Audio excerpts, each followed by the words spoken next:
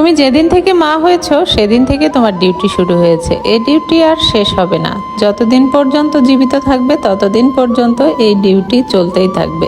একটা সন্তান ভালো বা খারাপ যাই হোক না কেন, সেই সন্তানের কিন্তু দায়ভারটা সম্পূর্ণ মায়ের ঘাড়েই পড়ে। তোমার মেয়েটা ভালো না, তোমার ছেলেটা ভালো না, বা তোমার মেয়েটা খুব ভালো, তোমার ছেলেটা খুব ভালো, এটা কিন্তু মায়েদের ঘাড়েই চলে আসে। আমরা মেয়েরা এই দায়িত্ব, এই কর্তব্যগুলো কিন্তু কোনোভাবেই এড়িয়ে চলতে পারি না, এবং এইগুলোকে আমরা সুন্দরভাবে করারও চেষ্টা করি।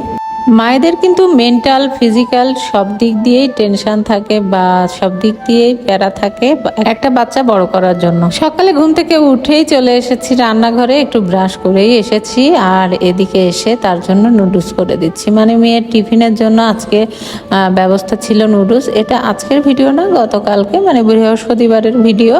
জানো তো, মেয়েটা কয়েকদিন ধরে টিফিন দিচ্ছি, খেয়ে আসতেছে না, মানে অর্ধেক অর্ধেক খেয়ে আসতেছে। তার ভাত না তেমন একটা ভালো খেতে ইচ্ছা করে না। সব বাচ্চাদের এই একই সমস্যা, কিছুই করার নেই।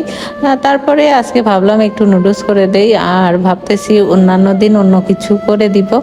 ভাতই সে খেতে চায় না। সব বাচ্চারাই এমন কেন বলো তো?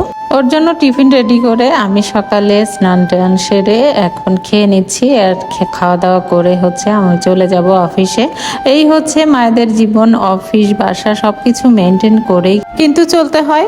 অফিসে গিয়েও যে মায়েরা শান্তিতে থাকে এমনটা কিন্তু নাই। অফিসে গিয়ে অফিসের কাজের যেমন প্যারা আছে, তেমন বাসার একটা টেনশন আছে। বাচ্চারা কি করছে না করছে এগুলো নিয়ে অনেক বেশি টেনশন থাকে।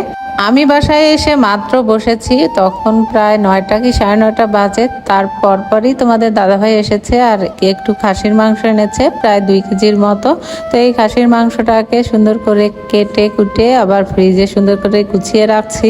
তোমরা সম্পূর্ণ ভিডিও দেখো, আর না দেখো আমার ছেলের কথাগুলো একটু শোনো, তাহলে মজা পাবে।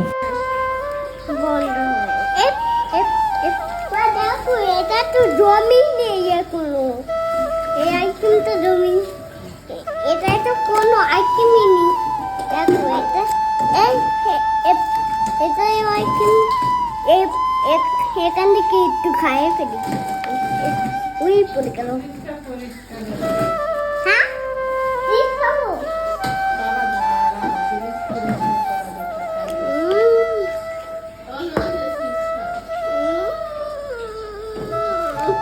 কি তোমরা কি মজা পেলে? আমার তো অনেক ভালো লেগেছিল, এই জন্য এই ভয়েসটা রেখেছি। মানে আমি অনেকবার শুনেছি, আমার খুবই হাসি পাচ্ছিল।